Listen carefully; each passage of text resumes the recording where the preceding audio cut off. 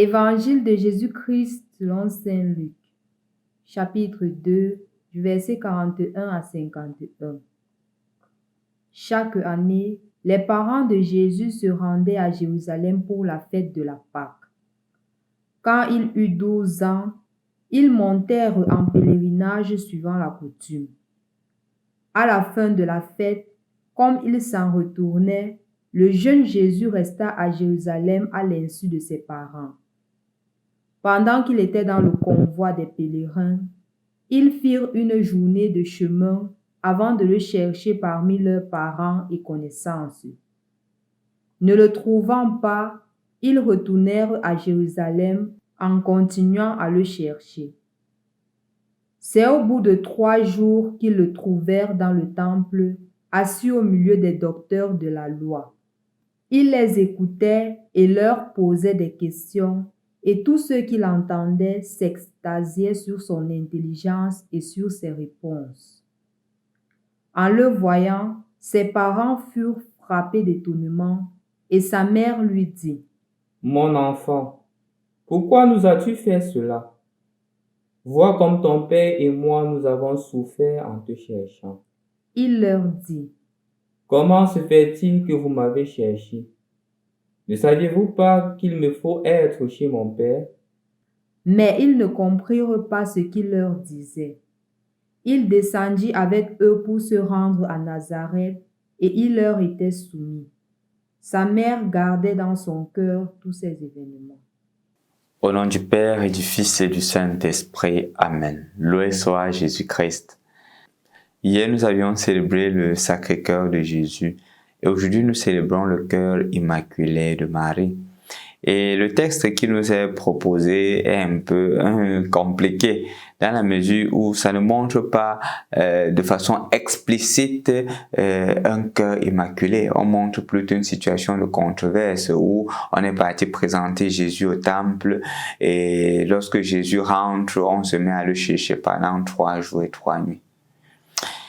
Chers frères et sœurs dans le Christ, c'est justement en cela que se trouve le cœur immaculé de Marie.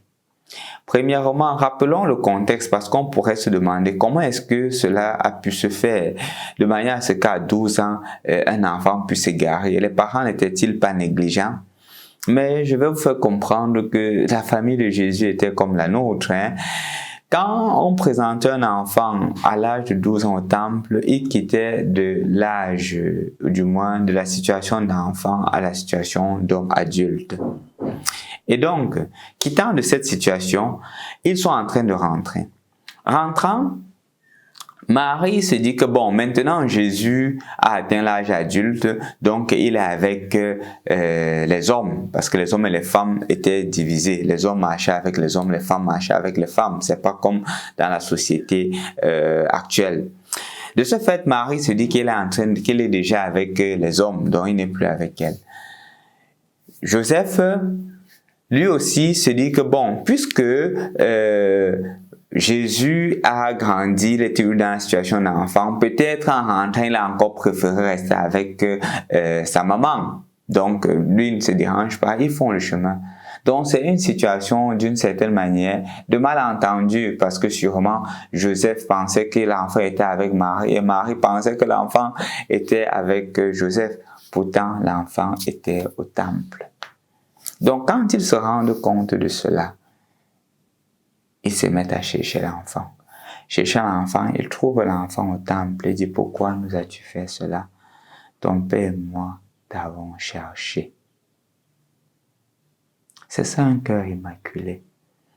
Un cœur immaculé, c'est justement le cœur qui ne se met pas déjà à gronder, à critiquer, à vociférer de mauvaises paroles à l'égard des autres, mais qui cherche à comprendre, qui donne toujours une autre possibilité à quelqu'un, qui donne la possibilité à l'autre de se défendre, de s'expliquer et de ne pas déjà avoir des vérités prérequises. C'est cela le cœur de Marie. Quand elle voit cette situation, elle n'est pas déjà habitée par des mauvaises pensées. Elle n'est pas déjà habitée par le désir de gronder Jésus, d'insulter Jésus, de se chamailler avec son mari, disant que ça c'est quel genre de monsieur, il n'assume pas ses responsabilités, non. Ton père et moi. Ça veut dire que lorsque Jésus n'était plus trouvable, elle s'est associée à son mari pour chercher l'enfant, sans faire de bavure, sans se jeter les pierres, sans se critiquer, mais dans l'union, dans la communion. C'est ça le cœur immaculé de Marie. Et je crois que c'est une invitation pour toi et pour moi d'avoir ce cœur immaculé, parce que nous en avons vraiment besoin. Dans certaines familles, quand il y a un décès, est-ce que notre cœur est immaculé? Parfois, on commence à accuser que c'est l'oncle qui a tué, c'est la tante qui a tué, c'est le fils aîné qui a tué, c'est la fille aînée qui a tué, c'est celui-ci qui a tué, c'est celle-ci qui a tué, c'est le cousin qui a tué, c'est la cousine qui a tué. On cherche toujours à voir le diable présent. Le cœur immaculé de Marie ne voit pas le diable présent. Quand on vit dans une famille, toujours dans la suspicion, toujours en train de se méfier, toujours en train de surveiller l'autre, on n'a pas un cœur immaculé. On a un cœur plein de méfiance et qui n'est pas pur. Quand on cherche des voies et moyens pour s'aimer la division entre des personnes, on n'a pas un cœur immaculé. Quand on ne cherche pas la vérité, mais on cherche à s'auto-affirmer, on n'a pas un cœur immaculé. Quand on ne donne pas la possibilité aux autres de se défendre, de donner leur point de vue, on est convaincu de notre point de vue, on n'a pas un cœur immaculé. Tout ce que Marie pouvait faire, elle pouvait prendre l'enfant, le gronder, le taper sérieusement. Pourquoi nous as-tu fait cela? Ton père et moi, nous t'avons cherché. Question d'abord, que s'est-il passé? Que Marie aujourd'hui devienne pour toi et pour moi un modèle dans notre capacité de demander toujours aux personnes de se justifier, de s'expliquer. Comme disait Nicodème, notre loi permet-il de condamner quelqu'un sans l'avoir au préalable écouté?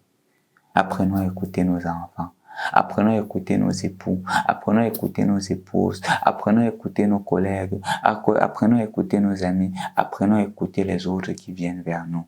Le cœur immaculé est un cœur qui écoute, un cœur qui n'a pas de préjugés, est un cœur qui donne la possibilité à l'autre de pouvoir se défendre et s'expliquer. Le cœur immaculé, enfin, c'est un cœur qui laisse la place à Dieu. Marie gardait toute cette parole dans son cœur, comme pour dire qu'elle laissait la volonté de Dieu agir dans son cœur. C'est cela le cœur immaculé de Marie. Demandons donc à Jésus, par l'intercession de la Vierge, la grâce d'avoir un cœur semblable au sien. Un cœur immaculé, un cœur plein de pureté, un cœur sans jalousie, un cœur sans haine, un cœur sans division, mais un cœur qui sait aimer, qui sait pardonner, qui sait demander pardon, qui sait réconcilier les frères et sœurs. Au nom du Père et du Fils et du Saint-Esprit. Amen.